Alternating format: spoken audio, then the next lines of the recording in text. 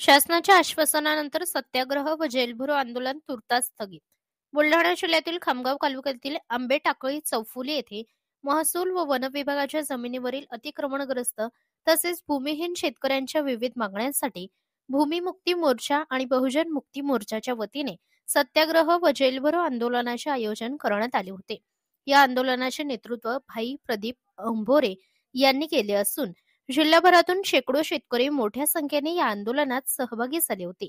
आंदोलनकर्त्यांनी शासनाकडे भूमिहीन व अतिक्रमणग्रस्त शेतकऱ्यांना हक्काची जमीन मिळावी तसेच संबंधित शेतकऱ्यांना शासकीय योजना व अनुदानाचा लाभ द्यावा अशा मागण्या केल्या.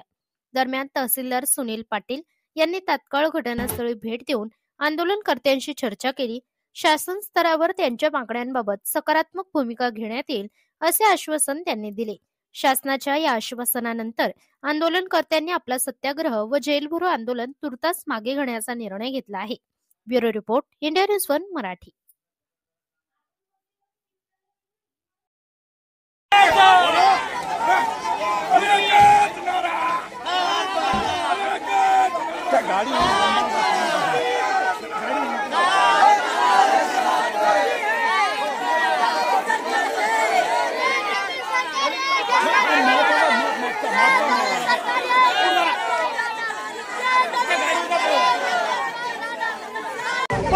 तुम आगे बढ़ो।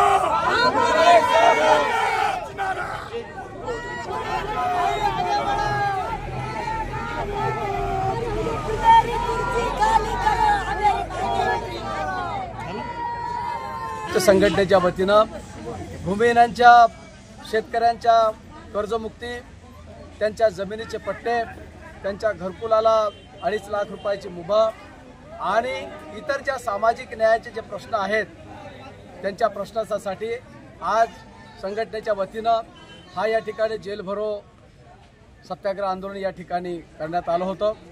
प्रशासनाच्या वतीनं वन विभाग, महसूल विभाग, पंचायत समिती विभागाचे संबंधित सर्व अधिकारी या ठिकाणी उपस्थित येऊन त्यांनी दिलेले आश्वासन आणि या ठिकाणी कायद्याने सुव्यवस्था धोक्यात येऊ नये म्हणून आज या ठिकाणी जेलभरो सत्याग्रह आंदोलन जे काही संभाव्य होणार होतं, हे आंदोलन या ठिकाणी आम्ही पूर्णपणे यशस्वी केलेलं आहे. त्यामुळं सरकारला आमचा इशारा आहे की जर काही या निवेदनातील मागण्यांची पूर्तता राज्य सरकारने जर केली नाही तर येत्या 10 डिसेंबरला नागपूर विधानसभेवर तीव्र स्वरूपाचं सत्याग्रह आंदोलन करण्यात येईल.